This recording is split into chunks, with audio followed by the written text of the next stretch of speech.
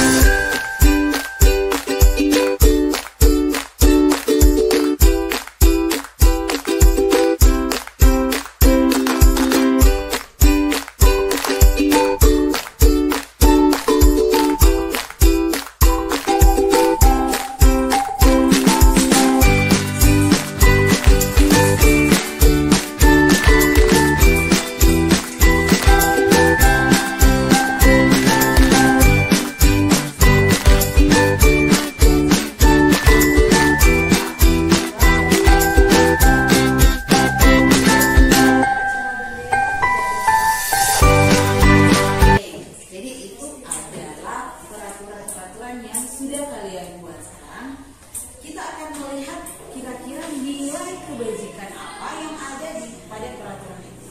Tapi sebelumnya kita ubah dulu. Kalimat-kalimat ini yang sudah kamu tuliskan masih dalam bentuk negatif. Kita akan berubah menjadi kalimat positif. Ya, misalkan wajib mengikuti upacara bendera.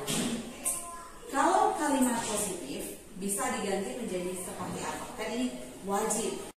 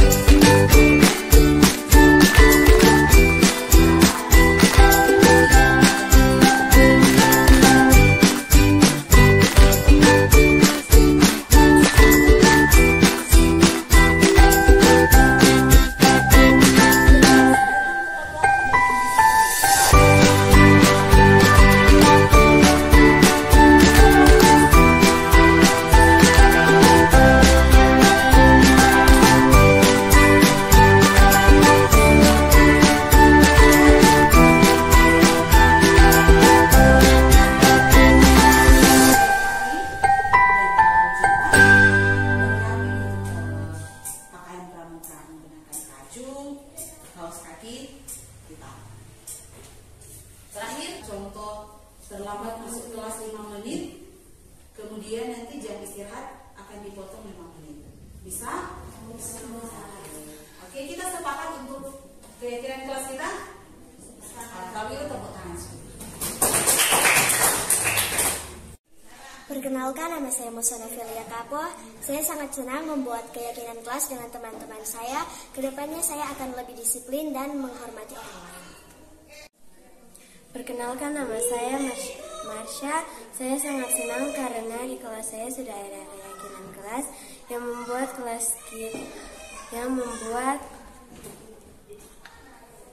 membuat kami saling menghormati satu dan yang lain. Dan saya akan menaati keyakinan kelas itu.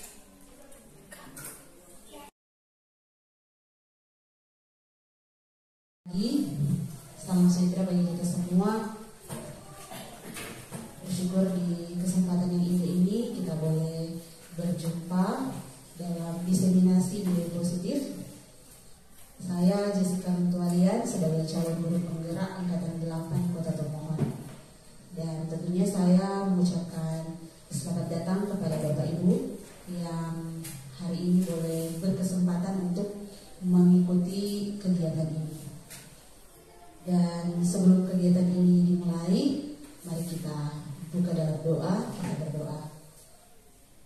Bapa dalam kerajaan surga, terima kasih penyertaan membuat kami.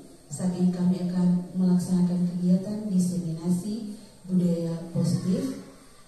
Kami bermohon biar Tuhan berkati bersama-sama dengan kami, sehingga kegiatan ini boleh berjalan dengan baik, boleh selesai dengan baik pula.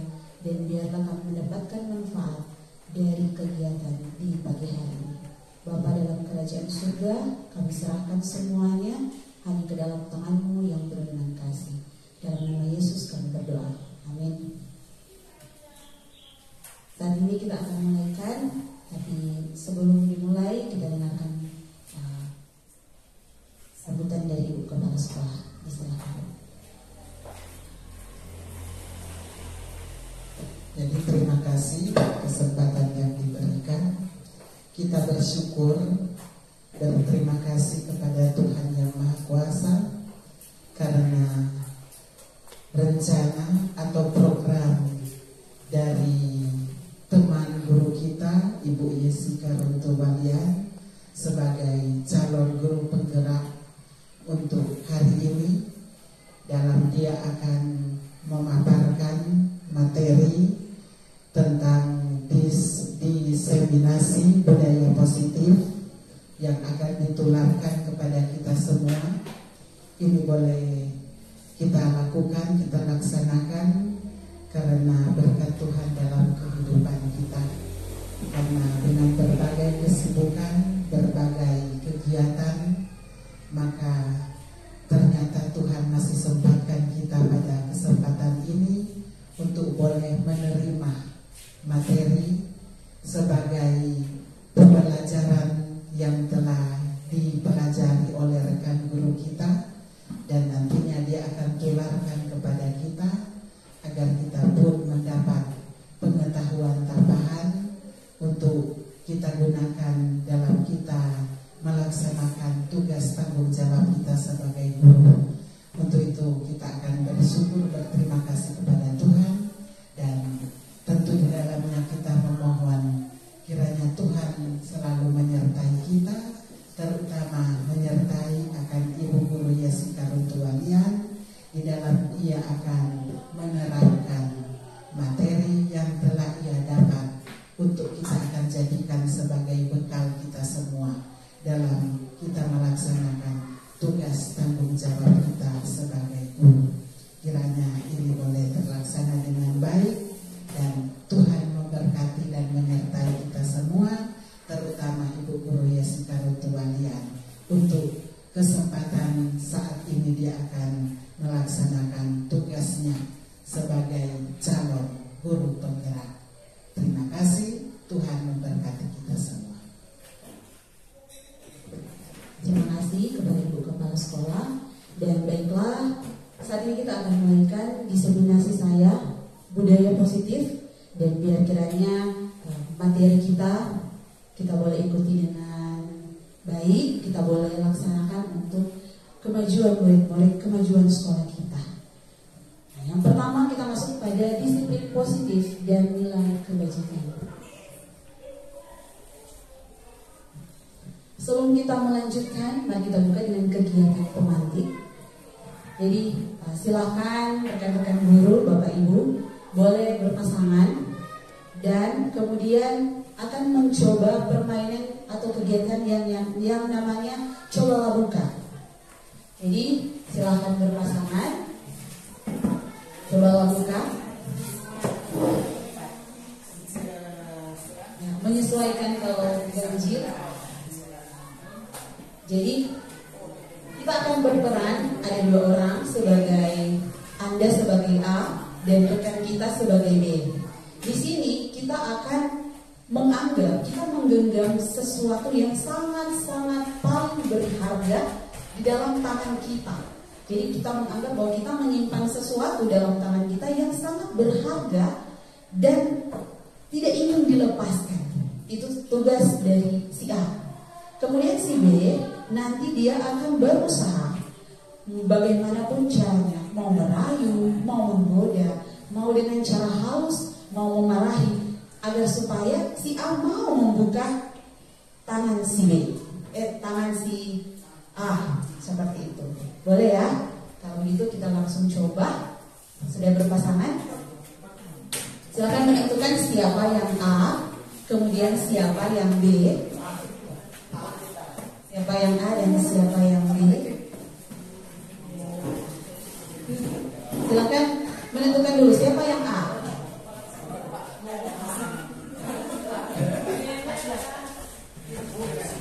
Nanti menyesuaikan.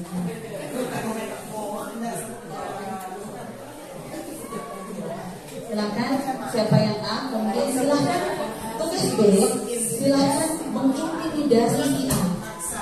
Mau dipaksa, mau dirayu, mau diiming-imingi apa, silakan mengintimidasi agar supaya dia mau buka.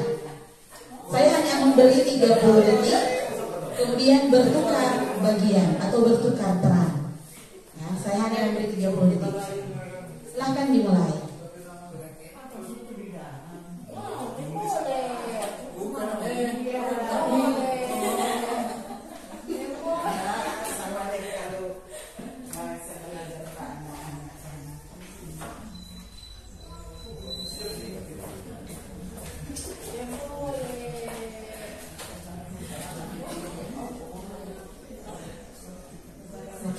Waktu habis, silakan bertukar peran, A menjadi B dan B menjadi A.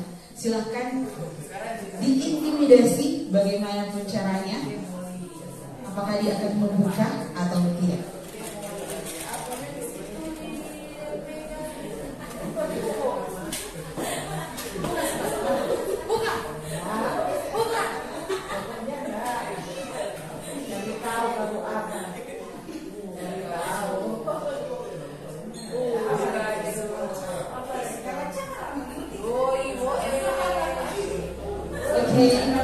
Waktu habis ya. Nah,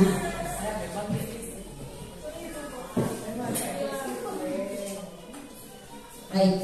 Apakah dari rekan-rekan guru ada yang membuka kepala tangan? Tidak. Nah, kalau begitu, apakah semua menutup kepala tangan Anda? Ya, dalam kegiatan ini sesungguhnya siapa yang memegang kendali atau kontrol untuk membuka dan menutup kepala tangan? Ya, diri sendiri. Jadi kita akan membuka dan menutup tangan kita sesuai dengan keadaan dan kebutuhan kita pada saat itu. Jadi mungkin dalam keadaan takut kita terpaksa membuka atau sebaliknya. Nah, selanjutnya kita akan membahas tentang miskonsepsi dari teori kontrol.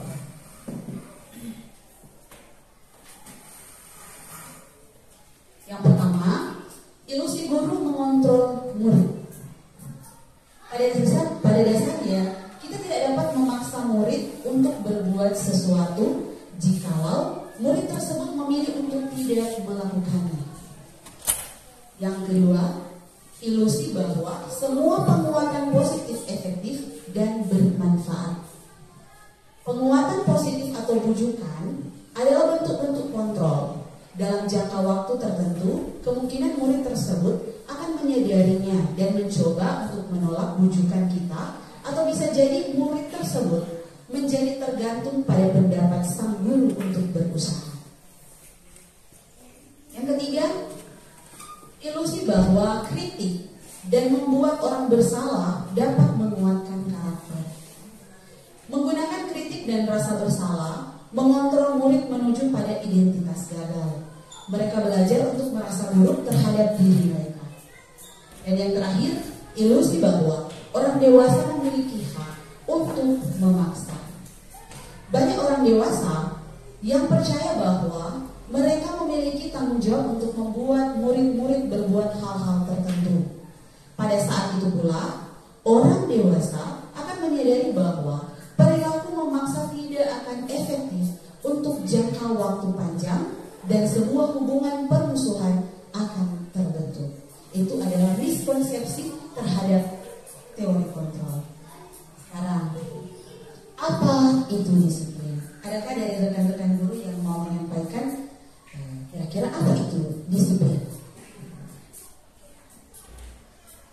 Apa itu disiplin? Karena setiap kali kita berbicara tentang disiplin.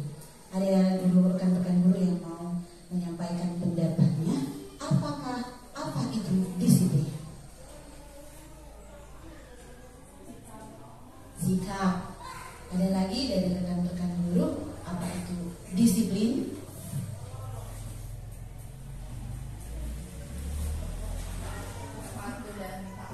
Waktu dan taat.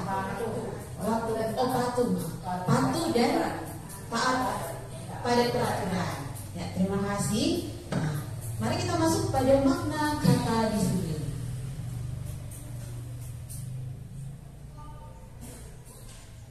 Makna kata disiplin menurut Diana menyatakan bahwa arti dari kata disiplin berasal dari bahasa Latin disciplina yang artinya belajar. Kata disiplin juga berasal dari akar kata yang sama dengan disciple atau murid atau pengikut. Untuk menjadi seorang murid atau pengikut, seseorang harus mampu betul alasan mengapa, harus paham betul alasan mengapa mereka mengikuti suatu aliran atau ajaran tertentu, sehingga motivasi yang terbangun adalah motivasi intrinsik, bukan ekstrinsik. Jadi intrinsik dari dalam diri, ekstrinsik dari luar. Berkaitan dengan disiplin, tentu kita mengenal dengan kebajikan universal, nilai-nilai kebajikan universal. Nah, nilai-nilai kebajikan universal berarti nilai-nilai kebajikan yang disepakati bersama, lepas dari suku, bangsa, agama, bahasa, maupun latar belakangnya. Nilai-nilai ini akan menjadi payung besar dari sikap dan perilaku kita, atau merupakan fondasi kita untuk berperilaku.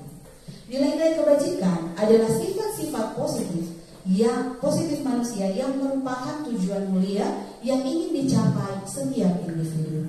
Mari kita lihat nilai-nilai kebajikan universal seperti apa yang sudah disepakati oleh beberapa lepas dari suku, bangsa, agama, bahasa maupun latar belakangnya. Yang pertama, kita mengenal profil pelajar Pancasila.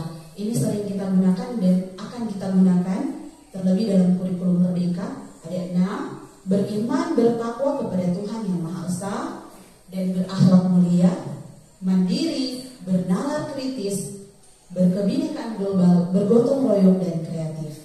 Kemudian ada dari BO Primarius, sikap murid harus toleransi, rasa hormat, integritas, dan lain sebagainya. Kemudian 9 pilar karakter. Di sini ada cinta Tuhan dan segenap ciptaannya, ada kemandirian dan tanggung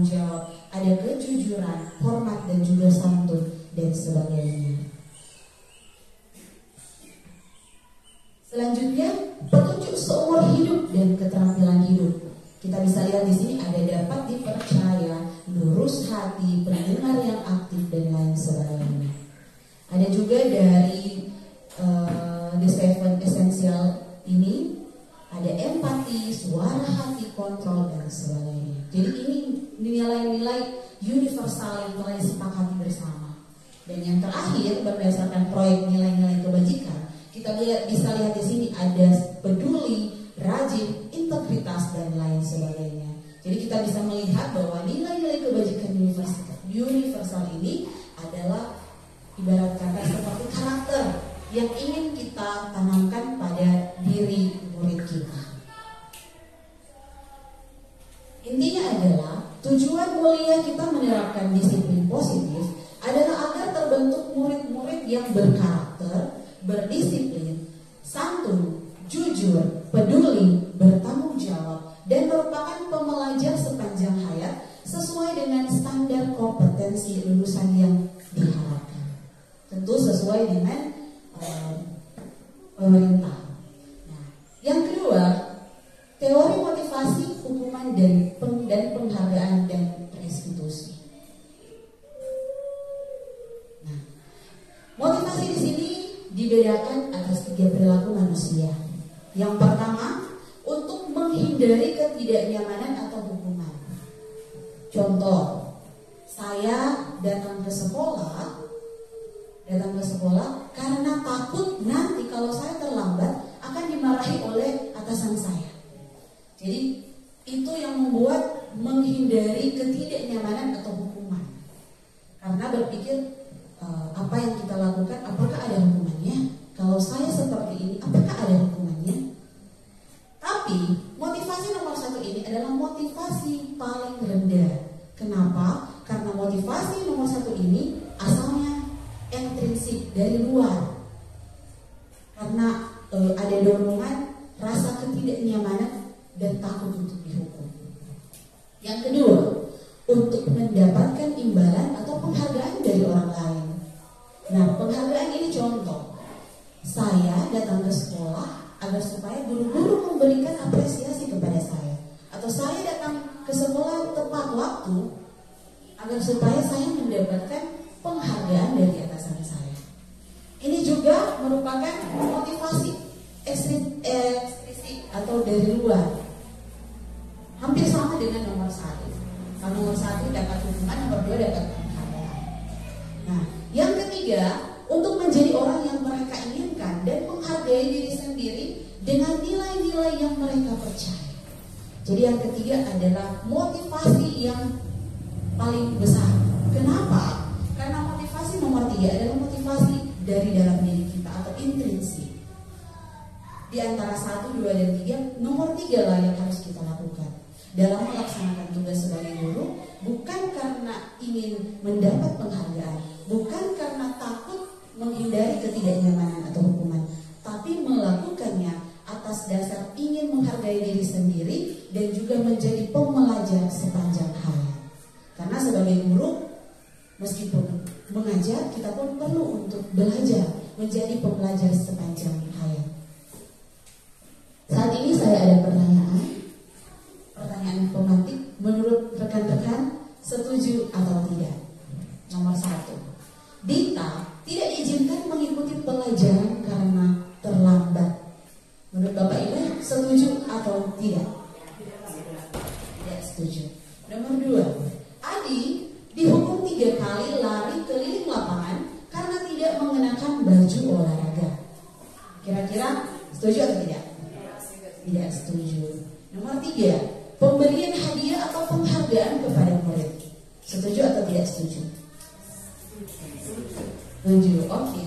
Nah, bolehkah dari Bapak Ibu nomor 1 ada yang mau memberikan pendapat mengapa Dinta tidak diizinkan mengikuti pelajaran karena terlambat? Itu rekan-rekan guru berpikir bahwa itu tidak setuju, tidak cocok. Adakah dari rekan-rekan memberikan tanggapan? Alasan mengapa teman-teman bilang bahwa itu tidak setuju untuk nomor 1, ya?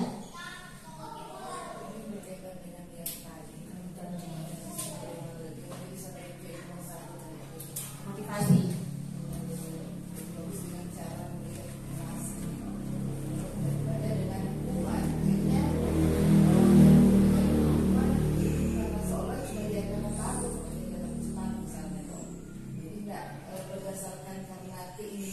sendiri, cuma karena ada dorongan dari luar saja.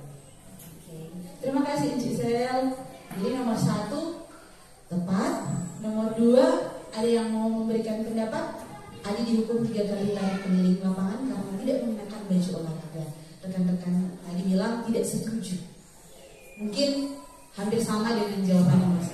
Oke. Nah, ini yang berbeda. Nomor 3 tadi semua berkata setuju untuk pemberian hadiah atau penghargaan kepada murid.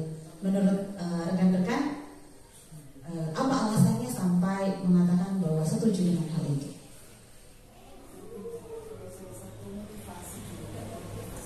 Karena anak-anak tuh beda dengan orang dewasa.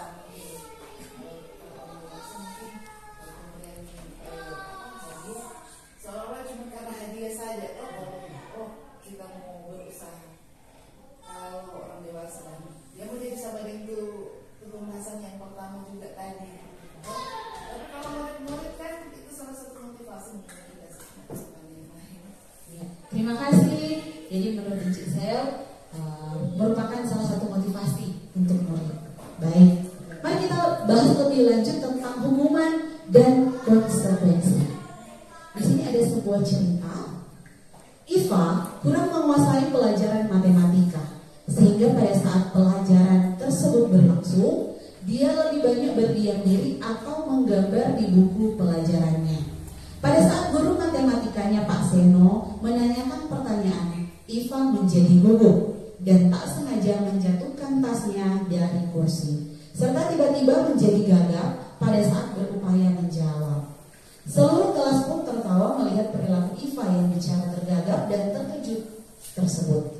Pak Seno pada saat itu membiarkan teman-teman Iva menertawakan Iva yang tergagap dan malu luar biasa, dan malahan minta Iva untuk maju ke depan dan berdiri di depan kelas sambil menunjuk hidungnya karena tidak bisa menjawab pertanyaan Pak Seno.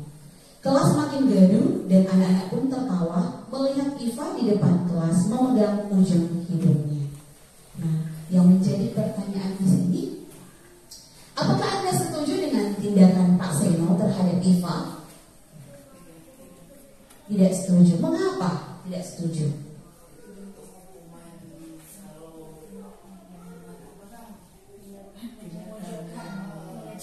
Kalau di masyarakat seniman sosial dan maksimal kan toh itu membuat murid itu semakin tidak bisa, makanya dia gagap tuh diceritakan di situ.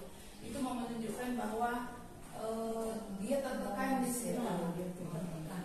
Dia psikis sedang tertekan karena ada perasaan malu tuh, malu karena tidak bisa dan malu karena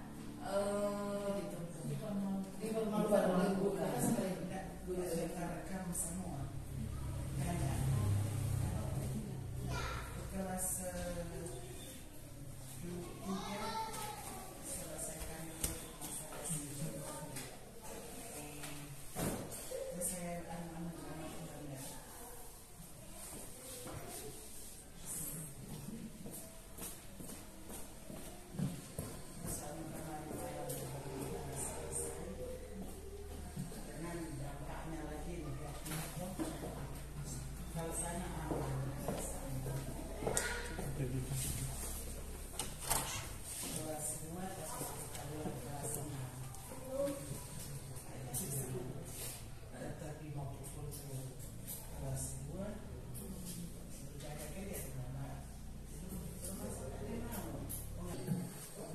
Pertanyaan kedua, menurut Anda, tindakan Pak Seno terhadap Iva adalah sebuah hukuman atau konsekuensi? Mengapa? Kira-kira yang dilakukan Pak Seno terhadap Iva adalah bentuk hukuman atau konsekuensi? Bentuk hukuman. Mengapa? Karena kalau hukuman itu bisa jadi dampak negatif sebetulnya, karena bentuk hukuman. Kalau konsekuensi berarti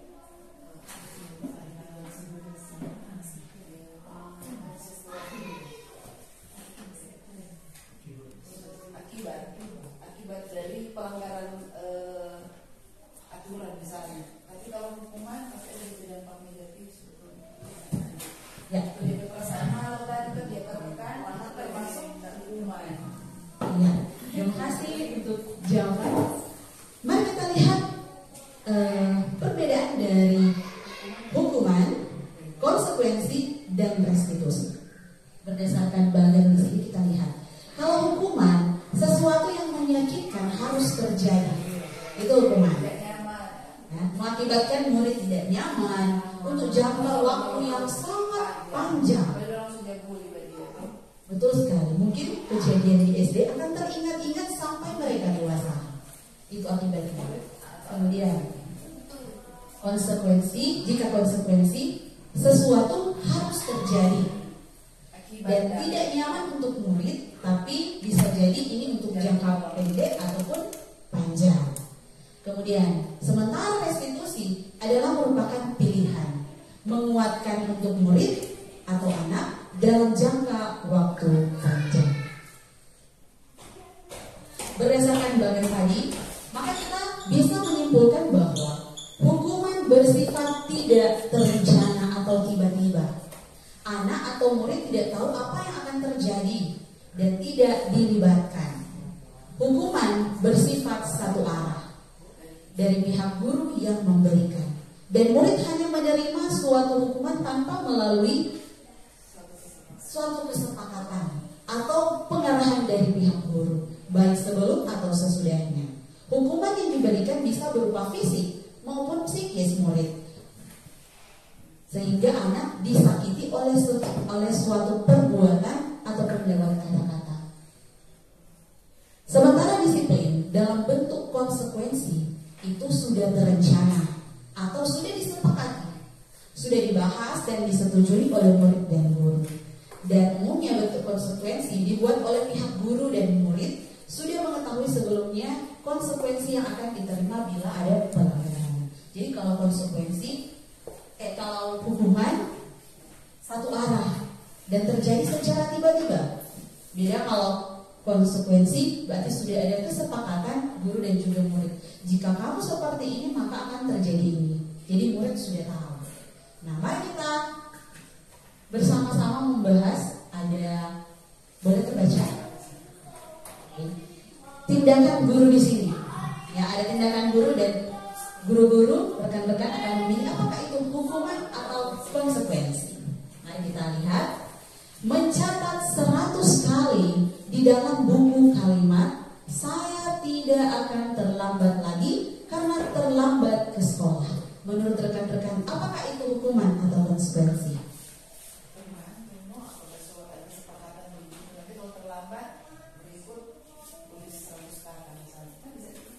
Jadi jawabannya kira-kira apa? Ini hukuman atau konsekuensi? Oke, mari kita lihat apakah jawabannya. Konsekuensi. Ya. Yang kedua, lari mengelilingi lapangan basket 2 kali karena terlambat hadir di sekolah. Kira-kira itu hukuman atau konsekuensi? Nah, kita lihat. Ya, hukuman. Yang ketiga, membersihkan coretan yang dibuatnya di meja tulis. Konsekuensi. Nah, kita lihat konsekuensi. Keempat, murid diminta untuk push up 15 kali karena tidak menggunakan masker di sekolah. Hukuman. Oke, betul. Menggantikan kertas tulis teman yang telah dicoret-coret. Nah, kita lihat. Ya, konsekuensi. Berjemur di lapangan basket pukul 12 siang karena mengobrol dengan teman. Oke, hukuman. Murid diminta bertelanjang kaki sepanjang hari karena dia menggunakan sepatu warna hitam sesuai peraturan sekolah. Oke, kita lihat hukuman. Berdiri di depan kelas sambil mengangkat kaki satu karena tidak bisa menjawab pertanyaan. Hukuman. Ya. Membersihkan tumpahan air di meja tulis karena tersenggol pada saat belajar. Nah, kita lihat konsekuensi. Dan terakhir, kehilangan 10 menit jam pelajaran, jam istirahat untuk mengerjakan tugas karena terlambat datang dan tertinggal pelajaran selama 10 menit. Konsekuensi. Ya, betul sekali. Jadi kita bisa memahami sampai sini ya, apa yang konsekuensi. Hukuman itu bersifat menyakitkan dan tanpa disetujui oleh murid. Sementara konsekuensi berdasarkan persetujuan murid. Nah, mari kita membahas tentang penghargaan. Sesuai pertanyaan pemantik tadi, bahwa penghargaan merupakan salah satu motivasi. Mari kita lihat, apa itu penghargaan? Kalau menurut Alfie Kohn, mengumumkan bahwa penghargaan maupun hukuman adalah cara-cara mengontrol perilaku seseorang yang menghancurkan potensi untuk pembelajaran yang sesungguhnya. Menurut Kohn, secara ideal, tindakan belajar itu sendiri adalah penghargaan sesungguhnya. Jadi saat prosesnya itulah penghargaan sebenarnya, bukan hasilnya. Kohn selanjutnya juga mengemukakan beberapa pernyataan dari hasil pengamatannya selama ini tentang tindakan memberikan penghargaan yang nilainya sama dengan menghukum seseorang. Mari kita lihat, ini penghargaan dalam pengaruh jangka pendek dan jangka panjang. Penghargaan memang efektif jika kita menginginkan seseorang melakukan sesuatu yang kita inginkan dalam jangka waktu pendek. Tapi jika kita menggunakan penghargaan lagi dan lagi dan lagi, maka orang tersebut akan bergantung pada penghargaan yang diberikan serta kehilangan motivasi dari dalam diri. Jadi mungkin ada keinginan guru untuk memberikan penghargaan, mungkin berupa piagam atau dalam bentuk barang dan sebagainya. Tetapi mereka tidak lagi dalam prosesnya, tapi lebih ke penghargaan itu yang mereka kejar. Kemudian, jika kita mendapatkan penghargaan untuk melakukan sesuatu yang baik, maka selain kita senantiasa berharap mendapatkan penghargaan tersebut lagi, kita pun menjadi tidak menyadari tindakan baik yang kita lakukan. Nah, ini penghargaan menjadi tidak efektif. Suatu penghargaan adalah suatu benda atau peristiwa yang diinginkan yang dibuat dengan persyaratan. Hanya jika Anda melakukan hal ini, maka Anda akan mendapatkan penghargaan yang diinginkan. Kemudian, penghargaan merusak hubungan. Mengapa merusak hubungan? Ketika seorang diberi penghargaan atau dipuji di depan orang banyak, maka yang lain akan merasa iri. Dan sebagian dari mereka akan tidak menyukai orang yang diberikan penghargaan tersebut. Yang ketiga, penghargaan adalah menghukum. Penghargaan menghukum mereka yang tidak mendapatkan penghargaan. Misalnya, dalam sistem ranking, mereka yang mendapatkan ranking kedua akan merasa paling dihukum karena mereka tidak berhasil mendapatkan ranking yang pertama. Nah, selanjutnya, restitusi. Restitusi ini membantu murid menjadi lebih memiliki tujuan, disiplin positif, dan memulihkan dirinya setelah berbuat salah. Ini restitusi. Penekanannya bukan pada bagian berperilaku untuk menyenangkan orang lain atau menghindari ketidaknyamanan, namun tujuannya adalah menjadi orang yang menghargai nilai-nilai kebajikan yang mereka percaya. Restitusi adalah proses menciptakan kondisi bagi murid untuk memperbaiki kesalahan mereka, sehingga mereka bisa kembali pada kelompok mereka dengan karakter yang lebih kuat.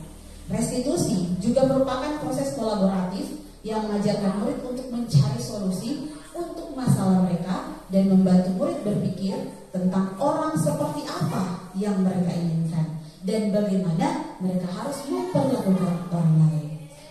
Nanti di slide selanjutnya ada langkah-langkah dari restitusi dan juga bagaimana cara kita melaksanakan ini restitusi.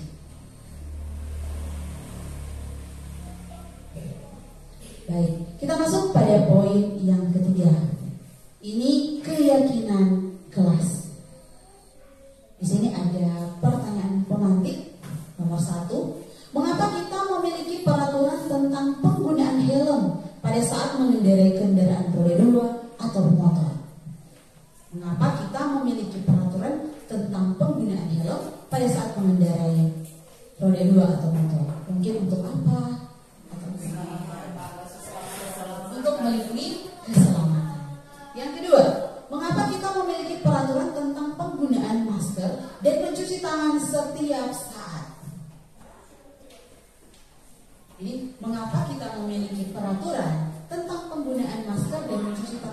wirausaha. Untuk apa?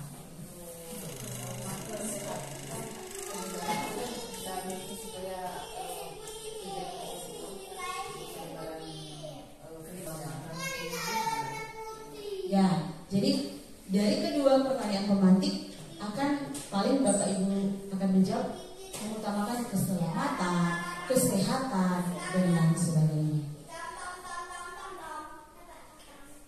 Nah, apa itu keyakinan? Keyakinan adalah nilai-nilai kebajikan universal yang disepakati secara tersirat dan tersurat, lepas dari latar belakang suku, negara, bahasa, maupun agama. Keyakinan kelas merupakan nilai-nilai yang disetujui dan disepakati oleh seluruh pihak dalam kelompok tertentu. Mari kita melihat di sini ada prosedur pembentukan keyakinan sekolah atau kelas. Jadi mungkin Bapak Ibu juga bisa nanti praktekkan ini di kelas masing-masing sebagai aksi nyata juga dari Bapak Ibu.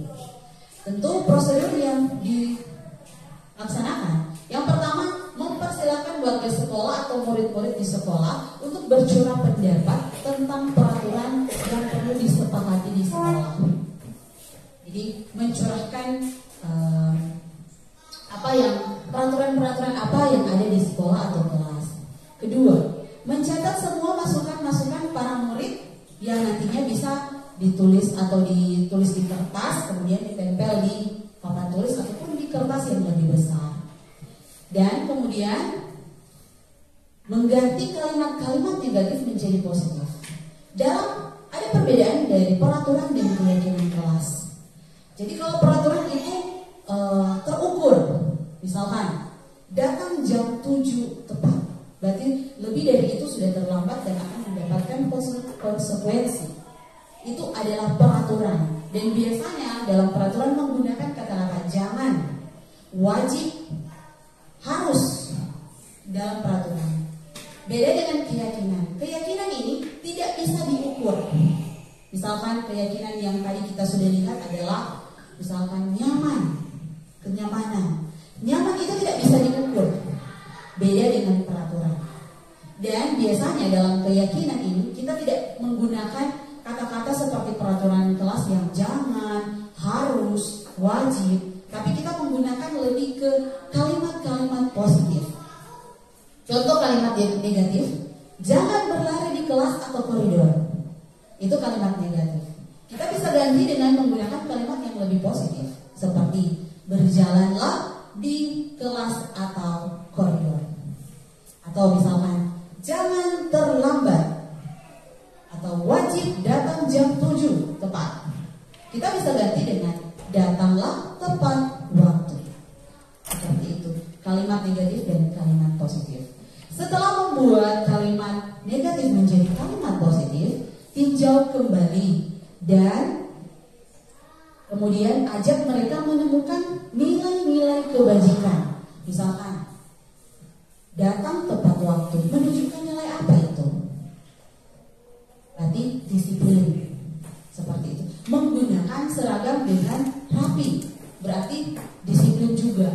Jadi dari semua kalimat-kalimat yang diberikan, kalimat positif itu, kita lihat nilai kebajikan apa yang ada di kalimat tersebut.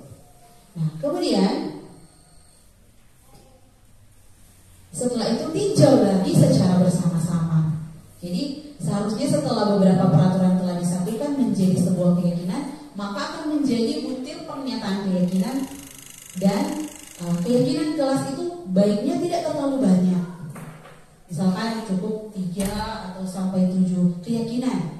Karena mungkin dalam pelaksanaan nanti ibu bapak guru akan ketika melaksanakan keyakinan kelas, mereka akan menuliskan banyak sekali peraturan, banyak sekali keyakinan yang akan mereka tuliskan. Untuk itu dipilih dan dikategorikan, misalkan jangan datang tepat waktu, menggunakan seragam dengan rapi, itu kan sudah disiplin. Berarti disatukan saja dan membuat satu kalimat saja, sehingga hanya tersisa yang benar-benar menjadi keyakinan kelas.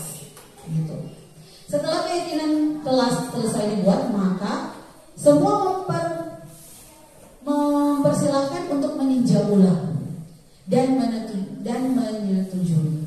Dan mungkin lebih baik kalau menandatangani. Bisa ditanyakan, apakah sudah sepakat?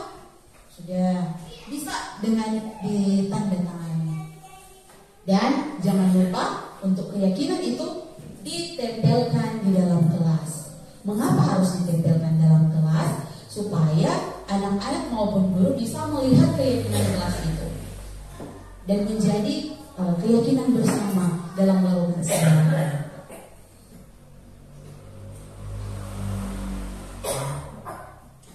Baik, kita masuk pada kebutuhan dasar manusia. Nah, setiap manusia pasti punya kebutuhan dasarnya. Ya, di sini ada pertanyaan pemantik sebelum kita melanjutkan. Di sini ada pertanyaan pemantik. Ibu Ambar, guru wali kelas 2A di SD Pelita Hati, sedang bingung menghadapi ulah salah satu murid di kelasnya, Doni. Beberapa anak di kelas 2A telah datang padanya dan mengeluhkan Doni yang seringkali meminta bekal makan siang mereka dengan paksa. Jika Anda menghadapi situasi seperti Ibu Ambar, apa yang akan Anda lakukan? Dan menurut Anda, kira-kira apa alasan Doni melakukan hal itu? Adakah yang mau menjawab dari pertanyaan pemantik ini? Apa jika Anda menghadapi situasi seperti Ibu Ambar, apa yang akan Anda lakukan ketika ada anak-anak datang kemudian mengeluhkan bahwa Doni sering meminta bekal makan siang mereka dengan paksa? Menurut Ibu Bapak Guru bagaimana? Apa yang akan dilakukan jika dalam posisi Ibu Ambar?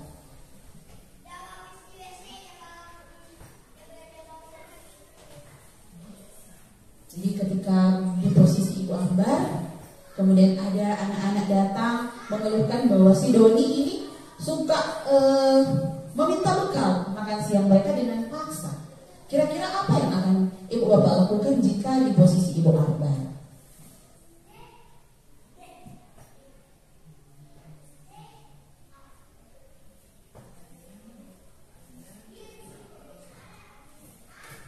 Jadi posisi guru sebagai Ibu Ambar, kira-kira apa yang akan mau dilakukan?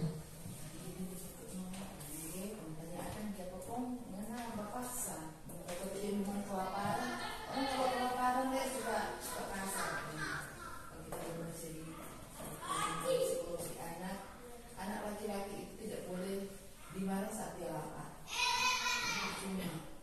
Jadi dia bisa marah juga karena mungkin penyebabnya kan dia lapar. Terima kasih Cik Sel.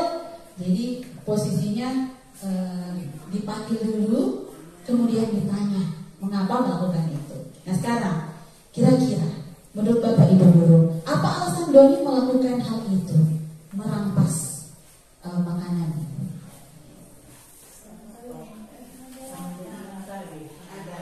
Dan ini memang harus kita lakukan sebagai guru. Pertama, kita cek anak ke keadaan. Kalau memang dia lapar, maka berarti jangan kita beri dia sanksi atau kita ambil kesimpulan dia salah. Kalau lapar, tapi kalau cuma karena dia ulah untuk mau cari orang bilang apa sensasikan atau mau cari perhatian, harus kita tindak. Tapi semua mesti kita teliti dulu, telusuri dulu, karena memang itu ada anak memang lapar, atau dia suka sekali itu makanan itu karena mungkin di rumahnya tidak ada terpenuhi. Tapi tetap ada anak-anak kan ada yang lemah, orang tua berpenuhi, tetapi itu dia suka memakainya gaya. Jadi memang guru mesti tahu itu. Jangan orang pedagang tuh anak dari kesalahan, orang langsung ambil kesimpulan mana itu salah, atau orang langsung vonis itu.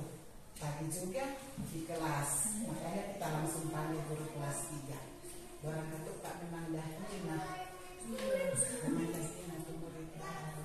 Jadi memang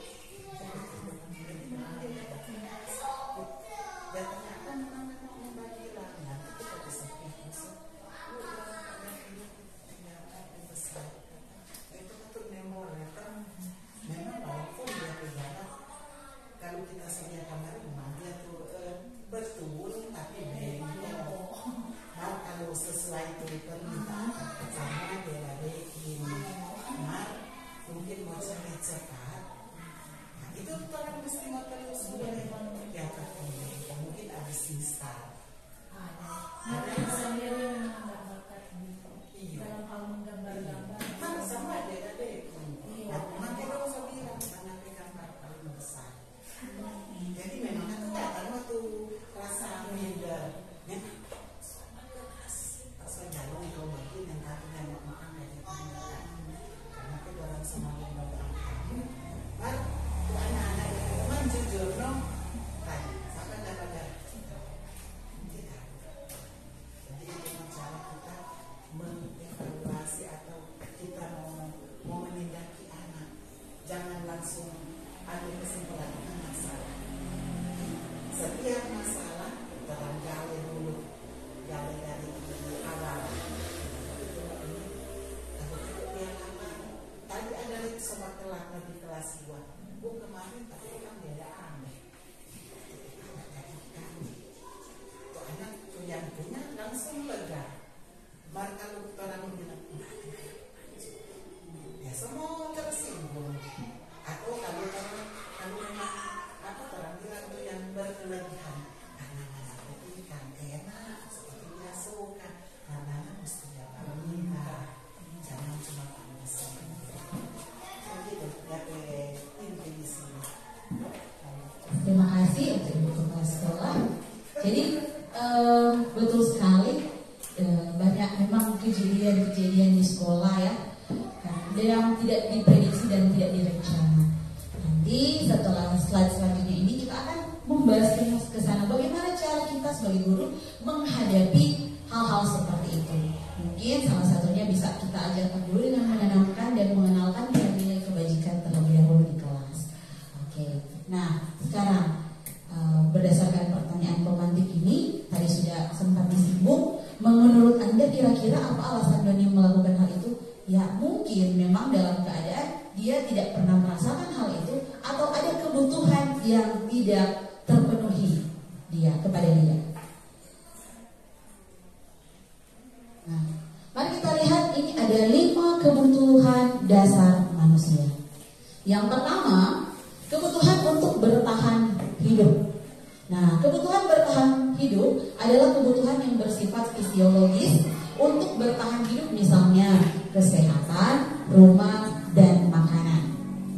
Yang kedua, kasih sayang dan rasa diterima. Kebutuhan untuk disayangi dan diterima meliputi kebutuhan akan hubungan dan koneksi sosial. Kemudian yang ketiga, penguasaan. Nah, salah satu kebutuhan dasar manusia yang penguasaan.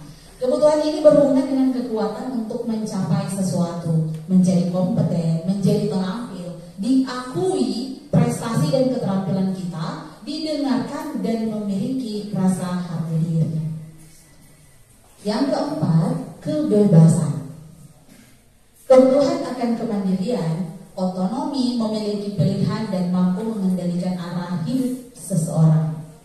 Dan yang terakhir adalah kebutuhan akan kesenangan.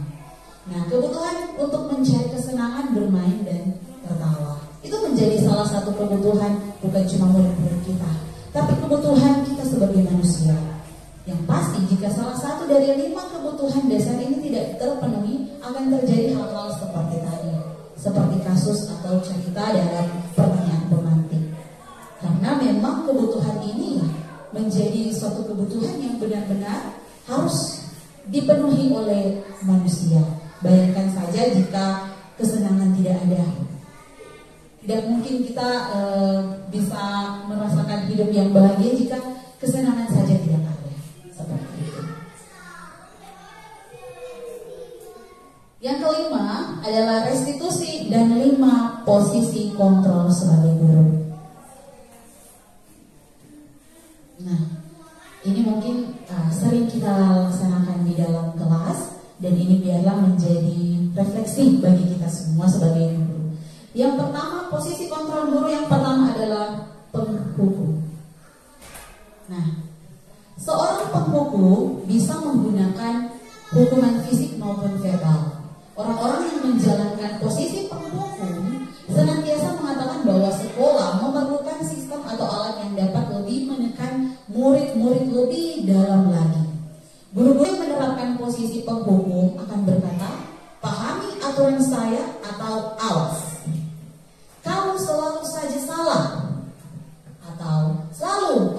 lalu yang terakhir selesai.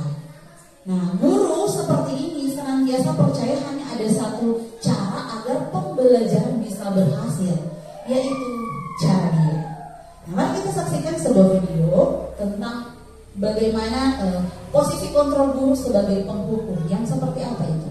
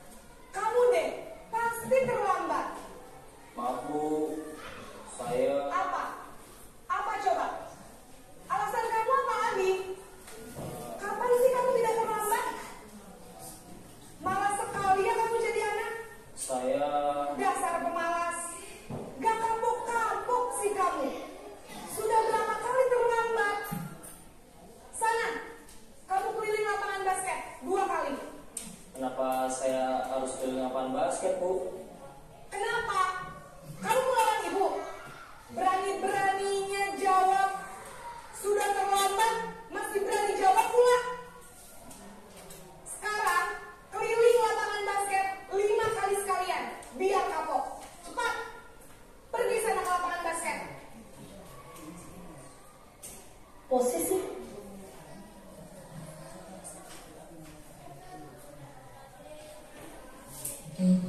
nah, jadi itu adalah salah satu contoh dari posisi kontrol sebagai guru adalah penghukum. Nah, apa sih akibat dari posisi kontrol penghukum ini?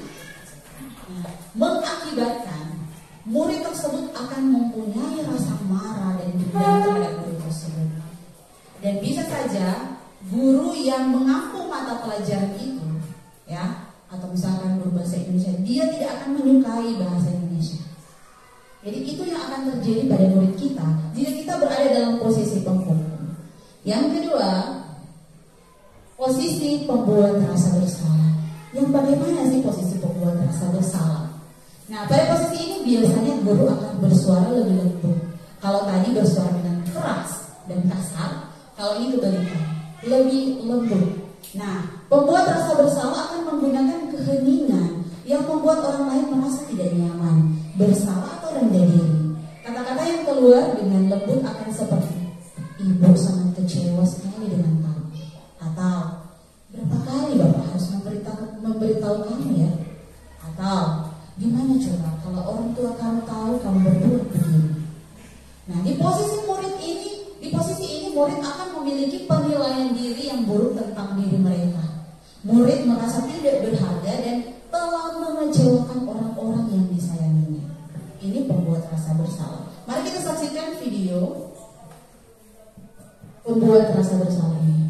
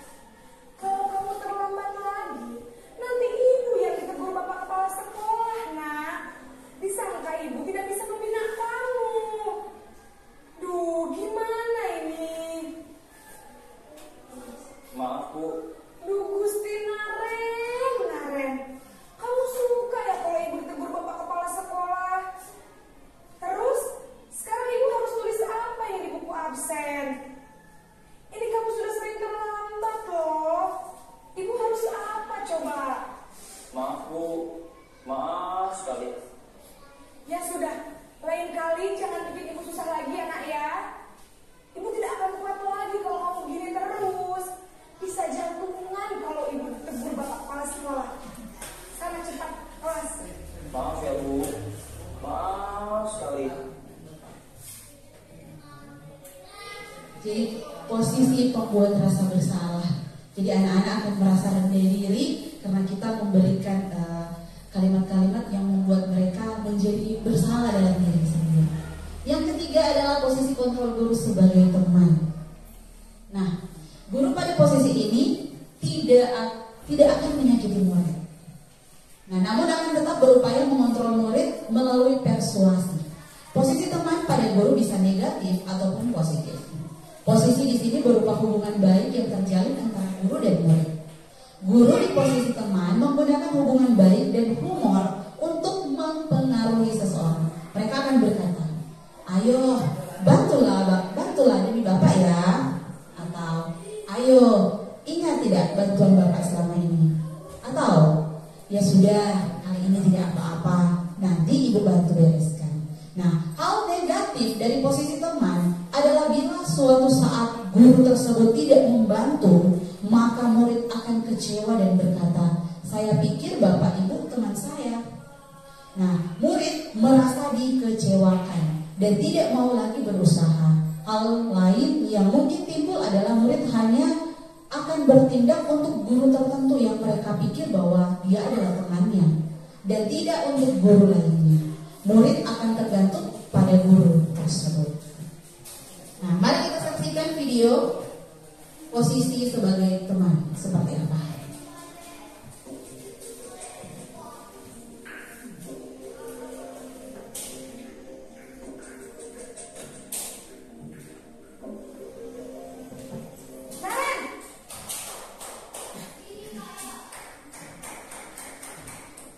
Selamat pagi, Bu. Wah, sudah jam berapa ini, Nak? Terlambat lagi ya saya. Iya, Bu. Habis ibu saya lupa membangunkan saya, Bu. Kamu malah menyalahkan ibu kamu. Kamu bukannya anak yang larinya paling kencang. Kok terlambat sih? Iya, Bu. Saya memang terlambat bangun tadi. Jadi, biarpun saya lari kencang, tetap jangan kejar, Bu. Ya sudah sangat. Nanti lain kali larinya lebih kencang lagi ya. Biar gak terlambat lagi. Bikin seneng ibu demi ibu. Bisa kan? Bisa lah, Bu. Ya sudah sana masuk kelas. Ibu beresin urusan absen kamu. Kamu ini ada-ada saja. Ya, itu adalah video tentang posisi kontrol sebagai teman ya. Memang kalau kita melihat layaknya memang sama dengan temannya, tidak ada lagi batasan gitu. Yang keempat adalah posisi kontrol guru sebagai pemantau. Nah, kalau pemantau itu berarti mengawasi. Dan pada saat mengawasi kita bertanggung jawab atas perilaku orang-orang yang kita awasi. Nah, posisi pemantau ini berdasarkan pada peraturan dan konsekuensi yang sudah ada. Dan dengan menggunakan sanksi atau konsekuensi, kita dapat memisahkan hubungan pribadi kita dengan murid sebagai seseorang yang menjalankan posisi pemantau. Pertanyaan yang diajukan seorang pemantau biasanya, peraturannya apa? Apa yang telah kamu lakukan? Sanksi atau konsekuensinya apa? Nah, seorang pemantau sangat mengandalkan penghitungan, catatan atau data yang dapat digunakan sebagai bukti atas perilaku seseorang. Posisi ini akan menggunakan stiker atau slip catatan atau daftar cek, dan pemantau sendiri ini berawal dari teori stimulus respon yang menunjukkan tanggung jawab guru dalam mengontrol murid. Nah, mari kita saksikan sebuah video tentang bagaimana posisi pemantau atau monitor.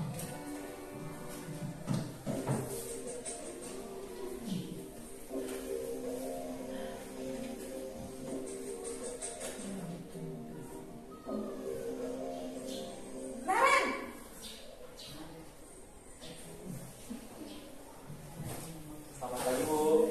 Naren, apa peraturan sekolah kita tentang jam berapa kita harus masuk sekolah, Nak?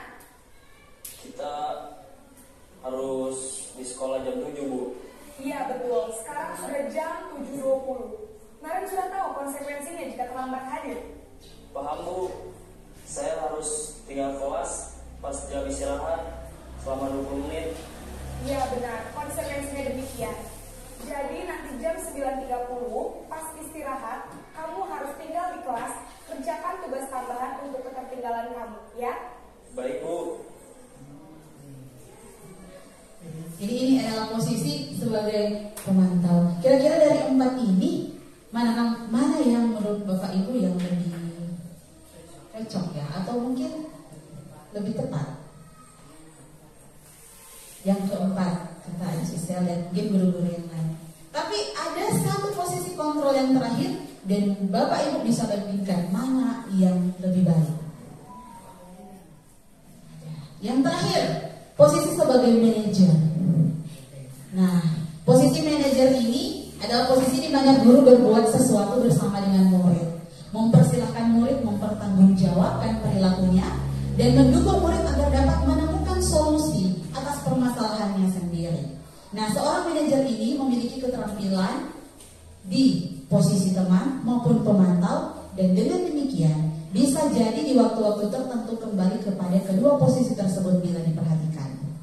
Jadi kita bisa lihat manajer ini sudah kumpulan dari posisi sebagai teman dan posisi sebagai pemantau.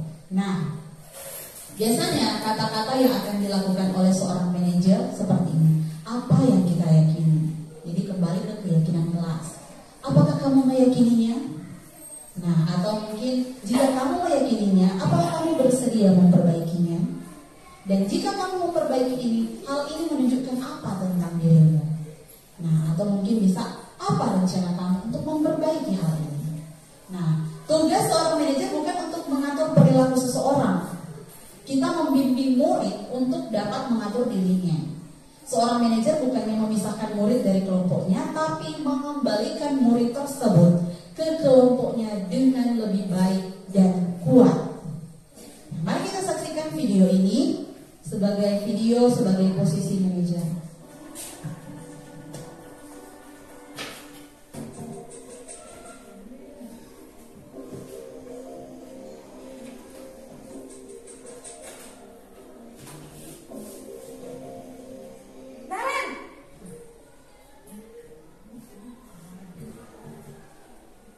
Pagi Bu.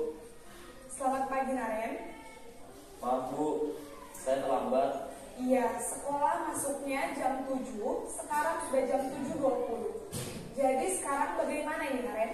Maaf Bu, saya lupa setel alarm saya semalam. Baiklah, menurut kamu, keyakinan sekolah yang mana yang perlu kamu tingkatkan? Menghargai diri sendiri dan orang lain mungkin ya Bu.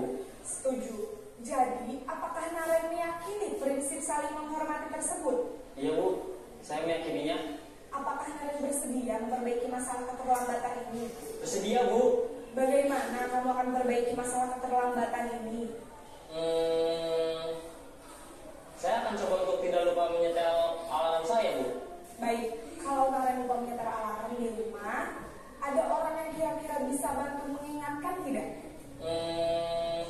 Ada Bu, kakak saya, Kak Emma. Ada lagi selain Kak Emma? Selain Kak Emma, ada ibu saya. Baik, jadi yang mengingatkan Naren adalah Kak Emma dan ibu kamu ya? Kira-kira akan mulai setel alarm kapan nih Naren? Setelah pulang sekolah, akan segera saya lakukan. Baik, jadi Naren akan setel alarm untuk bangun besok pagi dan akan diingatkan oleh kakak dan ibu dan Naren ya. Ada lagi yang mungkin perlu dilakukan Naren agar tidak terlambat bangun lagi? Tidak ada Bu. Baik Naren, terima kasih untuk kerjasama kamu. Sekarang kamu perlu kembali ke kelas untuk belajar. Baik Bu, terima kasih. Nah, itu adalah 5 posisi kontrol guru. Jadi ada penghukum, pembuat rasa bersalah, teman, pemantau, dan manajer. Dari kelima ini kira-kira mana yang paling tepat yang bisa kita lakukan sebagai guru? Sebagai manajer. Ketika sebagai manajer bisa dilakukan, mungkin 1-2 kali kita akan berperilaku atau berada di posisi kontrol sebagai teman ataupun pemantau. Nah, jadi biar kiranya posisi kontrol ini boleh kita laksanakan di dalam tugas kerja kita. Nah, masih ada yang pembahasan selanjutnya tentang segitiga restitusi. Ini ada berkaitan dengan posisi kontrol guru. Nah, ada 3 tahapan dalam segitiga restitusi. Yang pertama, menstabilkan identitas. Jadi yang pertama menstabilkan identitas. Yang kedua, validasi tindakan yang salah. Ini validasi tindakan yang salah. Yang ketiga, menanyakan keyakinan. Jadi ada 3 tahapan ini yang bisa kita laksanakan dalam kegiatan atau dalam teori segitiga restitusi. Karena tidak dipungkiri bahwa setiap saat ada masalah, ada kasus yang tidak diprediksi oleh guru. Dan kita bisa laksanakan ini dalam tugas kerja kita. Nah, ini adalah segitiga restitusi. Jadi ada 3 tahapan, di mana menstabilkan identitas, validasi tindakan yang salah, dan terakhir menanyakan keyakinan. Nah, yang pertama adalah menstabilkan identitas. Pada bagian ini bertujuan untuk mengubah identitas anak dari orang yang gagal karena melakukan kesalahan menjadi orang yang sukses.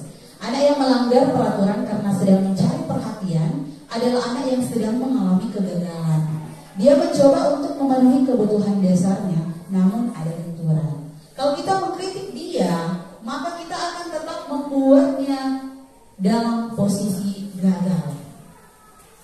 Biasanya kata-kata yang bisa kita gunakan untuk dalam menstabilkan identitas ini adalah misalkan berbuat salah itu tidak apa-apa. Tidak ada manusia yang sempurna. Saya juga pernah melakukan kesalahan seperti itu, atau kita bisa menyelesaikan ini. Atau Bapak Ibu tidak tertarik mencari siapa yang salah, tapi Bapak Ibu ingin mencari solusi dari permasalahan ini. Bisa juga kamu berhak merasa begitu. Atau apakah kamu sedang menjadi teman yang baik buat dirimu sendiri? Dalam posisi anak jika mengalami suatu masalah, mereka dalam posisi amarah, kehilangan identitas. Dan angka pertama yaitu menstabilkan identitas dulu, dengan mungkin menggunakan kata-kata seperti ini. Ibaratnya untuk menenangkan murid agar mereka tidak jatuh lagi kehilangan identitas mereka. Kemudian yang kedua yaitu validasi tindakan yang salah. Kalau kita melihat bahwa murid identitasnya sudah kembali, kita bisa memvalidasi tindakan yang salah. Dalam hal ini bukan membenarkan tindakan mereka, ya, bukan membenarkan tindakan mereka. Jadi ini memiliki, setiap orang pasti memiliki alasan mengapa melakukan sesuatu. Dan kita mungkin tidak suka sikap seorang anak yang terus-menerus mengerengek. Tapi bila sikap itu mendapat perhatian kita, maka kita telah memenuhi kebutuhan anak tersebut. Kata-kata yang bisa kita gunakan dalam validasi tindakan yang salah misalkan seperti ini. Padahal kamu bisa melakukan yang lebih buruk dari ini ya. Kamu pasti punya alasan mengapa melakukan hal itu. Kamu patut bangga pada dirimu sendiri karena kamu telah melindungi sesuatu yang penting buatmu. Dan bisa juga kamu boleh mempertahankan sikap itu, tapi kamu harus menambahkan sikap yang baru.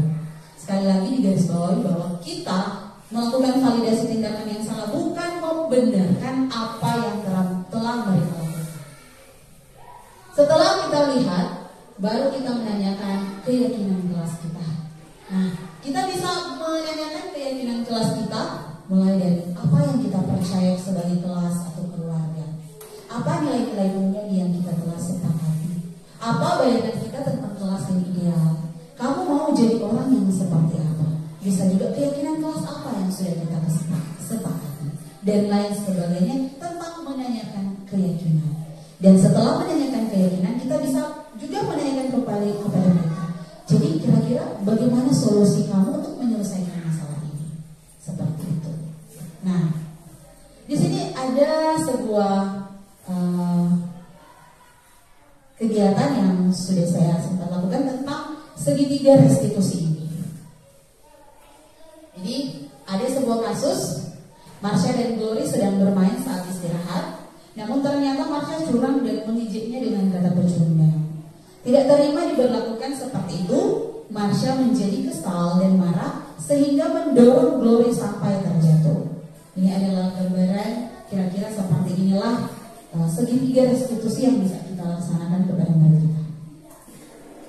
Glory, tidak mendengar bahwa kamu telah mendorong Marsha sampai jatuh. Apa itu benar? Iya, Bu.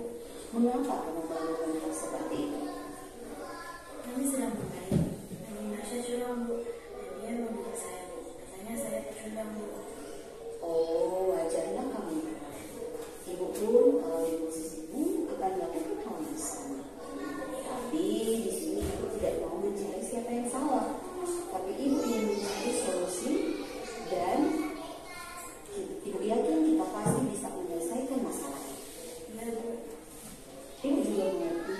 Pasti ada alasan mengapa kamu melakukan hal itu. Ya Bu, saya tidak suka kalau ayah bermain curang. Apalagi mereka sudah sering kali berbuat curang. Oh begitu. Ibu sangat menghargai tindakan kamu yang tidak melakukan hal yang lebih buruk dari ini. Misalnya memukul Marsha ataupun mendorong Marsha dengan keras hingga Marsha terjatuh dan mempunyai luka. Sekarang coba kamu pikirkan, apakah tindakan kamu sudah sesuai dengan keyakinan kelas kita? Ya. Menurut kamu, keyakinan kelas apa yang sudah kamu langgar? Tidak berbuat baik. Jadi, kedepannya kamu mau jadi orang yang seperti apa? Akan berbuat baik kepada teman dan lebih menahan mengenai saya. Nah, sekarang bagaimana cara kamu menyelesaikan masalah ini? Saya akan menanyakan kepada Marsha Bu dan berjanji tidak akan mengulanginya lagi. Baiklah, tindakan yang sangat tepat. Sekarang, kamu kembali ke kelas dan pergi meminta maaf kepada Marsha. Jadi itu adalah video tentang pelaksanaan segitiga restitusi. Nah, jadi dalam melaksanakan segitiga restitusi, memperhatikan kalimat-kalimat yang akan kita gunakan. Memang dibutuhkan komunikasi, skill, kecakapan kita dalam berkomunikasi dengan murid, agar supaya tidak ada kata-kata yang membuat anak merasa bersalah dan sebagainya, tetapi malah membangkitkan amarah mereka. Jadi kita harus memilih penggunaan kalimat-kalimat atau kata-kata yang tepat agar supaya anak-anak bisa menstabilkan identitas dan bisa mempercayai dan bisa mengatasi masalah yang dihadapi. Nah, jadi dengan berakhirnya video yang sudah saya tayangkan itu, berakhir juga untuk diseminasi kita pemaparan materi ini, dan biarlah apa yang sudah dilaksanakan hari ini kita juga boleh laksanakan di kelas, dimulai dengan membuat keyakinan kelas dan memahami bahwa posisi kontrol kita sebagai guru harusnya seperti apa. Dan ini semua kembali lagi untuk mewujudkan murid-murid yang berkarakter profil pelajar Pancasila, pembelajaran yang berpusat pada murid dan segala hal yang berkenaan dengan murid, tentang murid, apapun itu semua tentang murid, dan murid. Terima kasih. Sekian untuk diseminasi hari ini. Dan mungkin ada teman-teman atau rekan guru yang mau bertanya tentang materi kita hari ini, silahkan.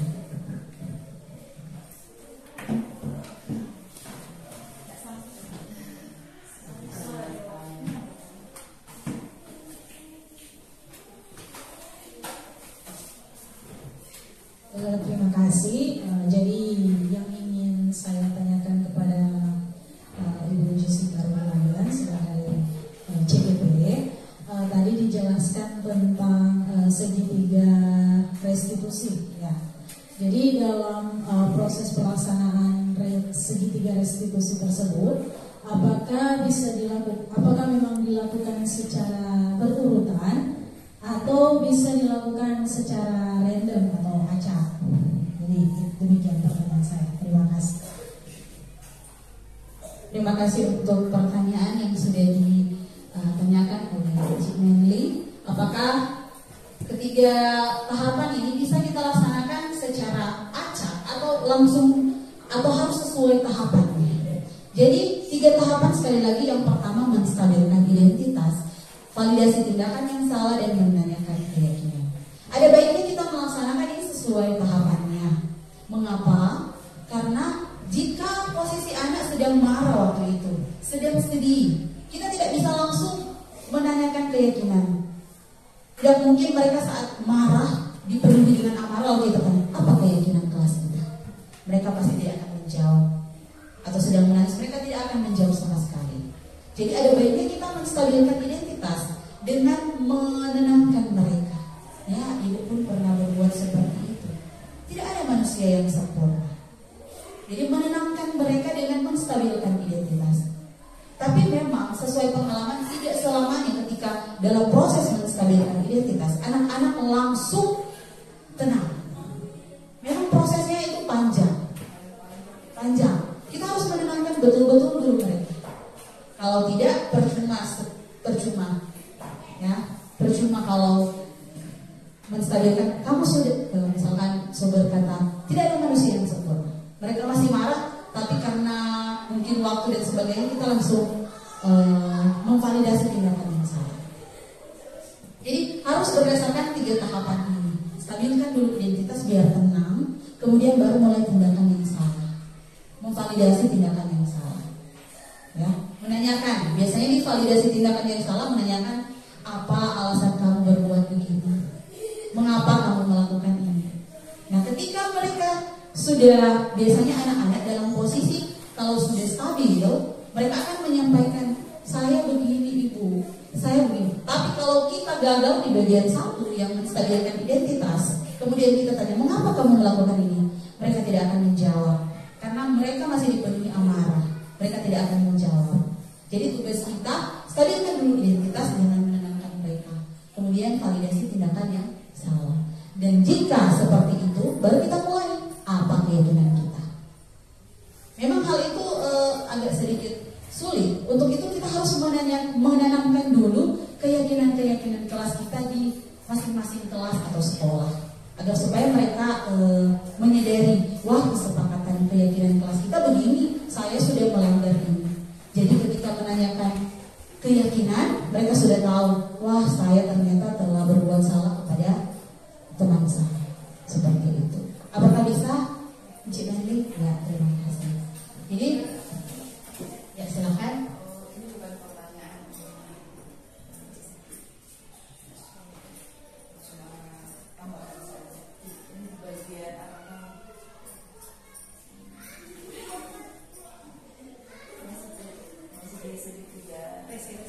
Segitiga restitusi ya.